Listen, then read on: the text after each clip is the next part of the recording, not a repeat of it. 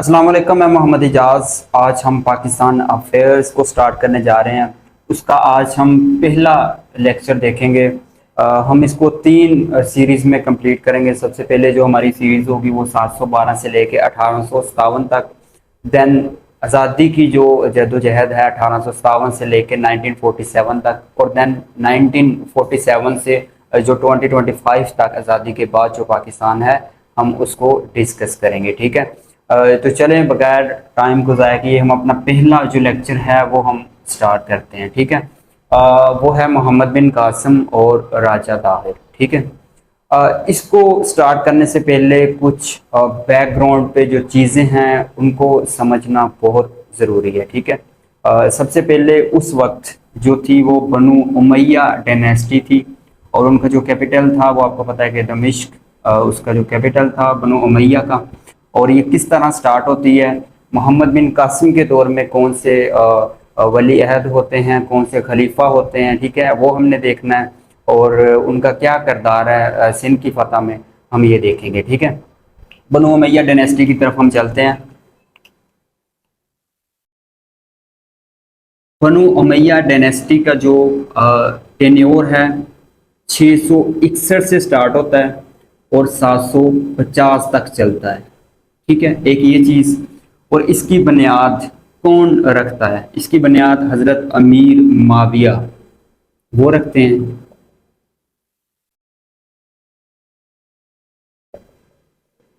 ठीक है। देन इनके बाद यजीद वन आता है। ठीक है। और फिर इसका बेटा मरवान। और इनके बाद मरवान के दो बेटे होते हैं, एक अब्दुल मलक बिन मरवान और दूसरा जो है वो अब्दुल अजीज। ठीक है।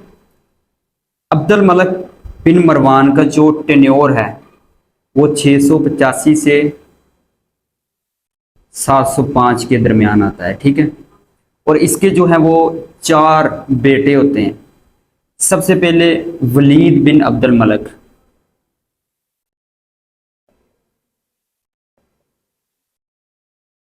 इसका जो टेन्योर है वो 705 से लेके 715 तक चलता है। ठीक है। और देन जो इनके बाद आते हैं वो सुलेमान बिन अब्दुल मलक आते हैं, जिनका टेन्योर जो है 715 से लेके 717 तक चलता है। ठीक है। इनके बाद यजीद सेकंड इनको कहा जाता है वो आता है। और देन हिशाम आता है। ठीक है। ये इसके चार बेटे हैं। हमने जो देखना है वो ये दो टेन्योर देखने हैं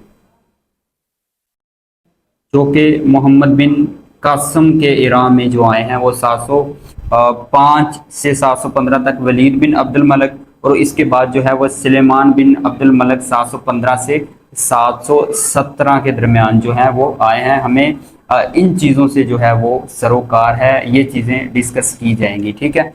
इसलिए आप इनके टेन्योर लिख लें और बाकी हम इस्लामिक स्टडी में वन बाई वन बनु उमैया के जितने भी खलीफा हैं वो हम उनको डिस्कस करेंगे। ठीक है।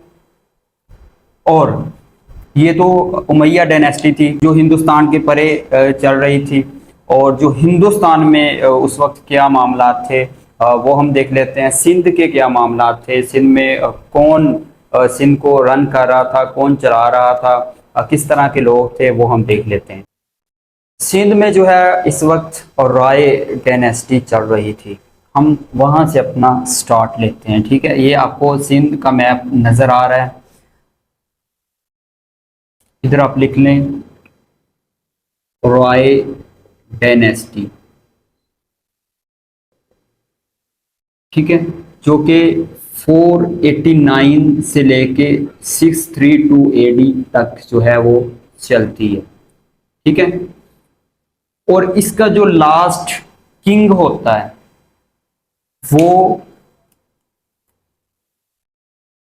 वो राय सहासी टू जो है इसका लास्ट किंग है इस डायनेस्टी का। ठीक है। होता क्या है, इसका एक वजीर होता है जिसको हम राजा चिच के नाम से जानते हैं, ठीक है। उसके जो है वो अफेयर्स चलते हैं इसकी वाइफ के साथ। जैसे ही औराय सहासी साहब की जो डेथ होती है तो इसकी जो वाइफ है वो राजा चिच के साथ शादी कर लेती है, और जिसकी वजह से रॉय डायनेस्टी का जो है वो खात्मा हो जाता है और चिच डायनेस्टी का आगाज हो जाता है, ठीक है।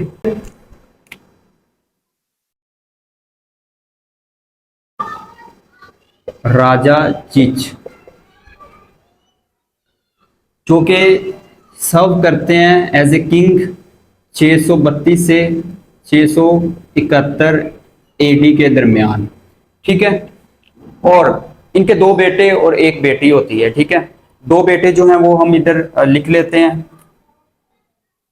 एक का नाम दारसिना और दूसरे का नाम राजा दाहिर, ठीक है। और तीसरी इनकी एक बेटी होती है रानी बाई।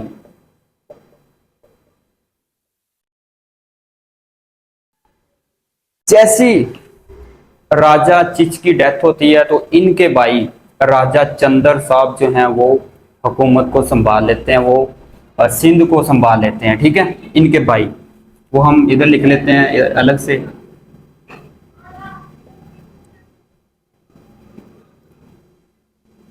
वो 671 से 679 के दरमियान जो है वो सिंध को संभालते हैं, ठीक है। और 679 में जो है वो राजा चंद्र की भी डेथ हो जाती है, और इनके बाद जो हुकूमत है वो दो हिस्सों में बढ़ जाती है। एक राजा चंद्र के बेटे राज, इधर लिखें, और दूसरी राजा चिच के बेटे राजा दाहिर के दरमियान, ठीक है। अब जो है वो सिंध को कौन संभाल रहा है? राजा दाहिर और राज, ये दोनों संभाल रहे हैं। जो राजा दाहिर साहब होते हैं ये अरोड़ से लेके देबल के दरमियान जितने भी इलाके हैं ये राजा दाहिर के कंट्रोल में आते हैं। और जो राजा चंद्र का बेटा होता है ये ब्राह्मणाबाद वहां का किंग बन जाता है, ठीक है।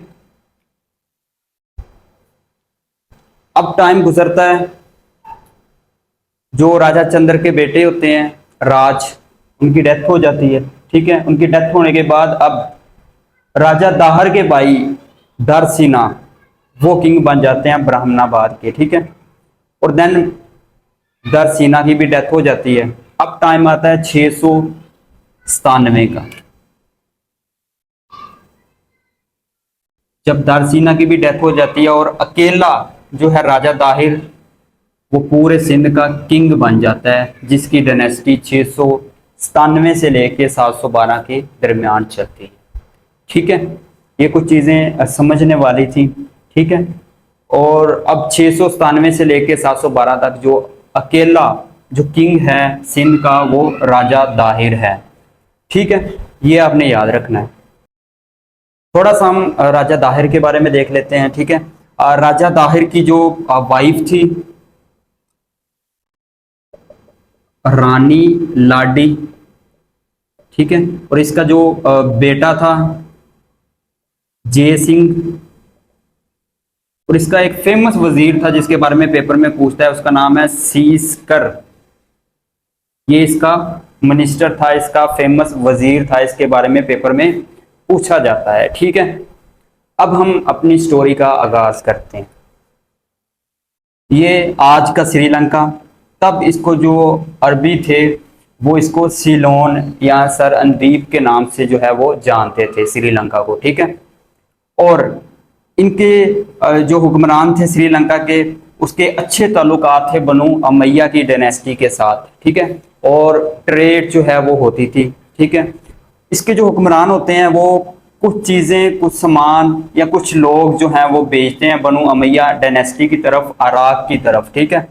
जैसी बहरी बेड़ा यहाँ से चलता है देबल के पास पहुँचता है तो यहाँ पे जो है मीद सिंध के जो हैं वो लोग हैं, उनको कहा जाता है, जो उस टाइम में पराइएट्स के नाम से जाने जाते थे, जो बहरी कजाके या लूटने वाले लोग थे, वो इस काफिले को लूट लेते हैं। ठीक है, और उनमें से एक औरत भी होती है जो हिजाज बिन यूसुफ को खत लिखती है, जिसका नाम नाहीद है। वो पेपर में इसका पूछेगा। ठीक है, वो हिजाज बिन यूसुफ क्या है? वो गवर्नर हैं इराक के अंदर। ठीक है, डायनेस्टी चल रही है बनु उमैया की डायनेस्टी। टाइम है 711 का। ठीक है, किसका दौर चल रहा है? वलीद बिन अब्दुल मलक का। ठीक है, वलीद बिन अब्दुल मलक का दौर चल रहा है, और इराक का जो गवर्नर है वो हिजाज बिन यूसुफ है, और यहाँ के जो लोग हैं वो कजाकों के हाथ में आ जाते हैं। और नहीद एक औरत वो हिजाज बिन यूसुफ को खत लिखती है कि आप हमें सेव करें आके। ठीक है, तो देन वलीद बिन अब्दुल मलक साहब जो हैं वो दो लोगों को भेजते हैं, अब्दुल्ला बिन नहान और इसके बाद बदील। ठीक है, इनको सिपा सलार बना के भेजते हैं, लेकिन उनको मार दिया जाता है। राजा दाहिर जो है वो इनको मरवा देता है। ठीक है, और ये कहता है कि ये कजाकों का ये सारा मसला है, मैं इसको सोल्व नहीं कर सकता। ठीक है, जिसकी वजह से 712 में जो है मोहम्मद बिन कासिम, जो कि हिजाज बिन यूसुफ का भतीजा है, उसको सिपा सलार बना के वो सिंध की तरफ भेजते हैं। ठीक है, वो ये सारे समंदर के इलाके के साथ साथ साथ वो देबल में इंटर हो जाता है मोहम्मद बिन कासिम, और वहां पे आके सबसे पहले वो देबल की जो बंदरगाह है उसको फतह करता है। ठीक है, और फतह करने के बाद जो है वो ब्राह्मणाबाद अरोड़ की तरफ जाता है। ठीक है, और ये सारे इलाकों को जो है वो फतह कर लेता है। अब राजा दाहिर और मोहम्मद बिन कासिम का आमना सामना, इनकी जो जंग है वो कब होती है? ठीक है, वो हम देख लेते हैं। आप इधर लिख लें 20 जून 712 को जो है वो राजा दाहिर और मोहम्मद बिन कासिम आमने सामने होते हैं। ठीक है, राजा दाहिर साहब जो होते हैं वो 10,000 जो लोग हैं उसके पास सवार होते हैं, और 30,000 जो हैं वो पैदल जंगजू होते हैं। वो मोहम्मद बिन कासिम के खिलाफ जो है वो लड़ने के लिए इतनी फौज लेके आता है, लेकिन बदकिस्मती से वो हार जाता है। उसकी वजह ये है कि मैंने आपको पहले बताया था कि यहाँ के जो लोग हैं वो बुद्ध मत के मानने वाले थे, और राजा दाहिर के जो लोग हैं जो हुकूमत में हैं वो सारे ब्राह्मण हैं। एक तो ये चीज़ थी जिसने इस चीज़ को वीक किया था, हुकूमत को वीक किया था, फौजियों को वीक किया था, और दूसरा मोहम्मद बिन कासिम का लड़ने का अंदाज। ठीक है, और मुसलमानों का जो ये सारे इलाकों को फतह करने का अंदाज। ठीक है, रोबो दबदबा, जिसकी वजह से जो है इसकी सारी फौज भाग जाती है और राजा दाहिर मारा जाता है। ठीक है, और इसका जो बेटा है जय सिंह वो इस्लाम कबूल कर लेता है। ठीक है, और इसकी जो वाइफ है रानी लाडी वो सती होके मर जाती है। सती ये हिंदुओं में एक रस्म है। सती का मतलब होता है कि वफादार, अपने शोहर के साथ वफादार। ठीक है, जैसे ही उसका शोहर मरता है किसी जंग में तो वो खुद वो जो है वो खुद को जला के मार लेती है, ताकि वो किसी और मर्द के साथ वो शादी ना करे। ये एक वफादारी का सबूत है अपने मर्द के साथ। ठीक है, ये हिंदू रस्म है। बाद में आके इसको इस्लाम ने आपको पता है कि ख़त्म कर दिया था, और अंग्रेज जब आए थे तो वो एक लॉ बना था जिसके तहत इसको ख़त्म कर दिया गया था। ठीक है, रानी लाडी जो है वो सती होके मर जाती है।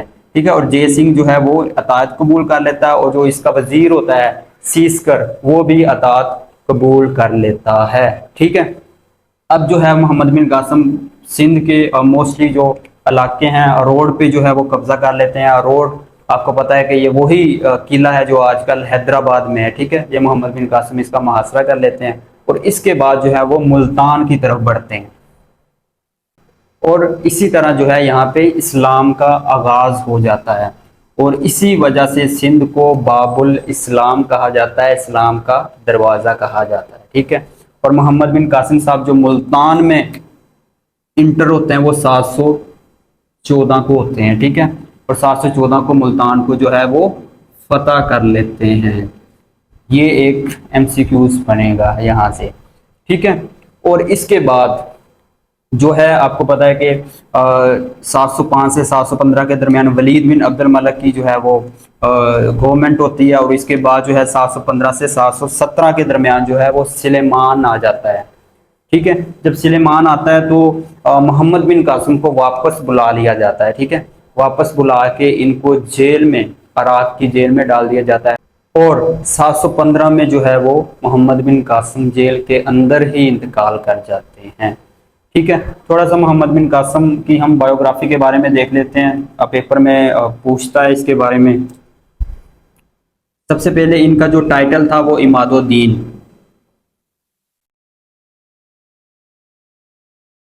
ठीक है, और ये 695 में पैदा होते हैं,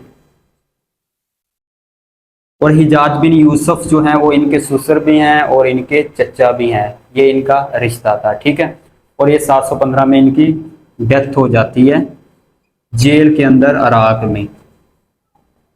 सही है, और इनका एक बड़ा लॉयल सिपा सलार था जिसको जिसको हाकिम शेबानी कहा जाता है। ये इसका लॉयल सिपा सलार था जो मोहम्मद बिन कासिम के साथ रहता था, वो पेपर में पूछ सकता है, हाकिम शेबानी। ठीक है, ये तो था मोहम्मद बिन कासिम का, मोहम्मद बिन कासिम की आमद सिंध के अंदर। ठीक है, और किस तरह ये जंग होती है, जो सारे मामलात हैं, सारी हिस्ट्री है, वो मैंने आपको बता दी है। ठीक है, उम्मीद है कि आपने साथ साथ इसको नोट कर लिया होगा और आपको समझ आ गई होगी। हमारे चैनल को सब्सक्राइब कर दें ताकि हम फ्री ऑफ कॉस्ट आपके लिए लेक्चर्स लेके आए। अल्लाह हाफिज़।